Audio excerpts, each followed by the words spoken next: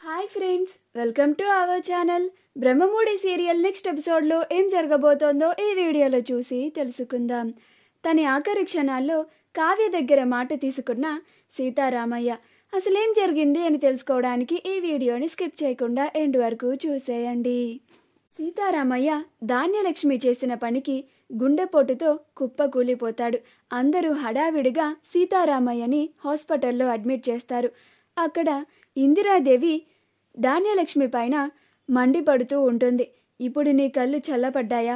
ఇంతకాలం మా బావ ఎందుకని ఆస్తి పంపకాలు చేయలేదో, అందరికీ ఆస్తి పంపకాలు చేసేస్తే ఒకళ్ళు దాన్ని చక్కబెట్టుకొని జాగ్రత్త పడుతూ ఉంటే మిగతా వాళ్ళు దాన్ని కరగబెట్టేస్తారు అని, అలా జరగకూడదు అని అందరూ సరి సమానంగా ఆస్తిని ఉమ్మడిగా అనుభవించాలనే మంచి ఆలోచనతోనే అందరూ కలిసి ఉండాలనే ఆయన ఇంతకాలం మీరు ఎంత చేసినా, నువ్వు ఆయనని ఎంత ఇబ్బంది పెట్టినా కానీ ఆయన ఇంతలాగా ఆలోచించారు. కానీ నీకు మాత్రం నీ స్వార్థమే ముఖ్యం కదూ. ఆ మందర మాటలు విని ఆ విషపురుగు పక్కన చేరి ఇంత దారికి ఒడికట్టావు కదా నువ్వు. నా మొగుడికి ఏమన్నా కావాలి, దానికి కారణం నువ్వే ధాన్యలక్ష్మి. అప్పుడు నిన్ను ఆ మందరని అస్సలు క్షమించే ప్రసక్తే లేదు అంటుంది. అప్పుడు రుద్రాణి వచ్చి, ఇది మరీ బాగుందమ్మా, ఇందులో ధాన్యలక్ష్మి ఏం తప్పు చేసింది? ధాన్యలక్ష్మి తనకి న్యాయం చేయమని అడిగింది, అంతే కదా. తను అడిగినట్లుగా ఆస్తి పంపకాలు చేసేసి ఉంటే సరిపోతుంది కదా అని అంటుంది. అప్పుడు అపర్ణ, నీ నోటిలో నుంచి ఇంకొక్క మాట వచ్చినా ఇక్కడే చంపేస్తాను రుద్రాణి అని అంటుంది.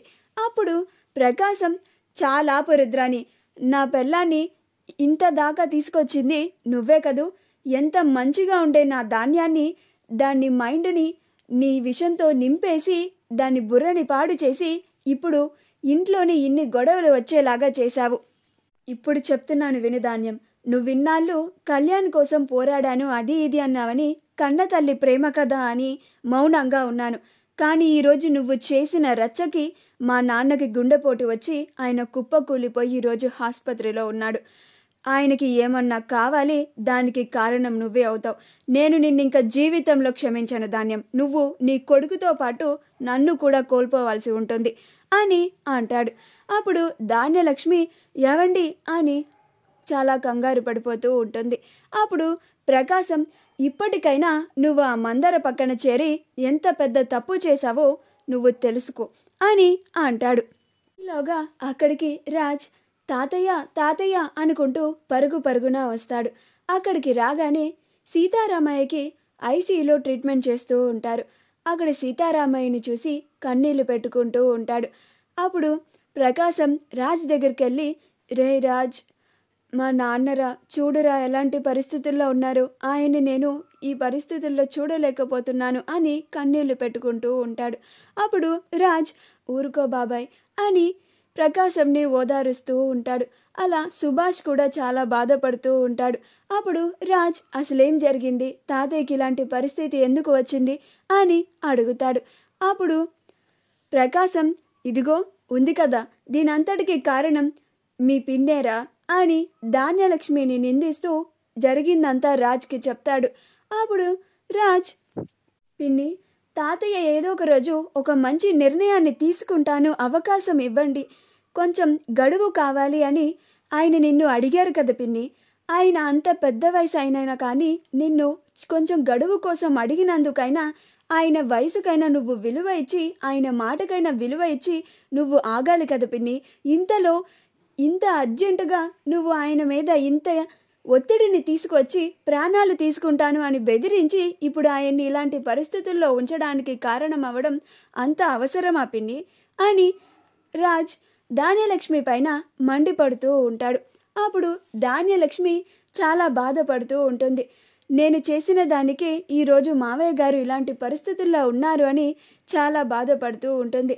ఆయనకి ఏదైనా జరగరానిది జరిగితే ఈ ఇంట్లో ఒక్కరు కూడా నన్ను క్షమించరు అని బాధపడుతూ ఉంటుంది.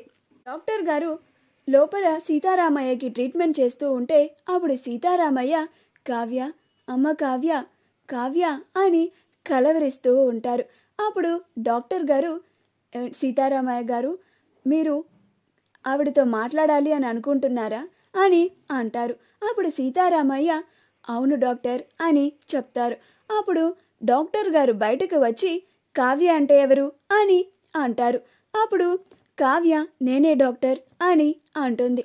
అప్పుడు డాక్టర్ గారు ఆయన మీతో ఏదో మాట్లాడాలంటమ్మా, మీరు ఒక్కరే లోపలికి వెళ్ళి ఆయనతో మాట్లాడండి, ఇంకెవరు లోపలికి వెళ్ళొద్దు అని అంటారు. అప్పుడు కావ్య లోపలికి వెళ్తుంది. మిగిలిన వాళ్ళంతా డాక్టర్ ఇప్పుడు ఆయనకి ఎలా ఉంది అని అడుగుతూ ఉంటారు. అప్పుడు డాక్టర్ గారు 24 గంటలు గడిస్తే గానీ ఇంకేమీ చెప్పలేమమ్మా, ఆయన కండిషన్ చాలా క్రిటికల్గా ఉంది, దయచేసి షాకింగ్ న్యూస్ అలాంటివి ఆయనకి వినపడకుండా చేయండి అని అంటాడు. అలా చెప్పి డాక్టర్ గారు అక్కడి నుంచి వెళ్ళిపోతారు. కావ్య లోపలికి వెళ్ళగానే తాతయ్య గారు అని అంటుంది. అప్పుడు సీతారామయ్య అమ్మ కావ్య, ఈ రోజు నుంచి ప్రతిరోజు నీకు పరీక్షగానే ఉంటుంది, నేను ఉన్నా లేకపోయినా అని మాట్లాడుతూ ఉంటే అప్పుడు కావ్య తాతయ్య గారు దయచేసి అలా మాట్లాడకండి, నేను పొరపాటును కూడా అలాంటి ఆలోచనని నా మైండ్లోకి తీసుకురావాలి అని అనుకోవడం లేదు, మీరు కూడా అలా మాట్లాడకండి, మీరు బాగుండాలి, అందరూ బాగుండాలి, మీరు బాగుంటేనే దుగ్గిరాల కుటుంబం అంతా చాలా బాగుంటుంది అని అంటుంది. అప్పుడు సీతారామయ్య లేదమ్మా కావ్య, నా ఒంట్లో శక్తి లేదు, నాకు అర్థమైపోతుంది, నాకు ఆఖరి క్షణాలు దగ్గర పడ్డాయని, అందుకని నాకొక మాట ఇవ్వమ్మా అని అంటాడు.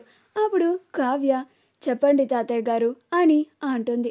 అప్పుడు సీతారామయ్య రాజ్ నిన్ను ఎన్ని మాటలన్నా, ఎంత అవమానించినా, ఎంత బాధ పెట్టినా అలిగి నీ పుట్టింటికి వెళ్ళిపోను అని, నువ్వు బతికినంతకాలం దుగ్గిరాలి కోడలిగా దుగ్గిరాలి వారి ఇంట్లోనే ఉంటానని, ఆ ఇంటిని చక్కబెడతాను అని నాకు మాటివ్వమ్మా అని అంటాడు. అప్పుడు కావ్య తాతయ్య గారు అని బాధపడుతూ మాట్లాడుతూ ఉంటుంది.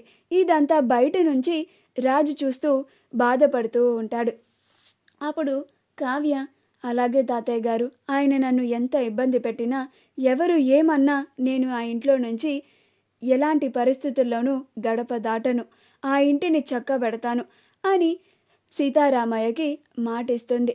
అప్పుడు సీతారామయ్య చాలమ్మా, నాకింక ఇది చాలు, ఇక దేవుడు నన్ను ఇప్పుడు తీసుకెళ్ళిపోయినా సంతోషంగా నా ప్రాణాలని విడిచేస్తాను అని అంటాడు.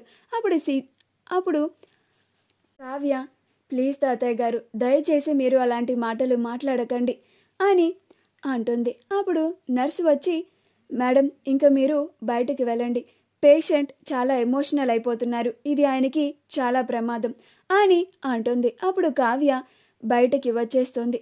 మా వీడియో కనుక మీకు నచ్చినట్లయితే లైక్ చేయండి, షేర్ చేయండి, మా ఛానల్ని సబ్స్క్రైబ్ చేసుకోండి, పక్కనే ఉన్న బెల్ ఐకాన్ని క్లిక్ చేయడం మాత్రం మర్చిపోకండి.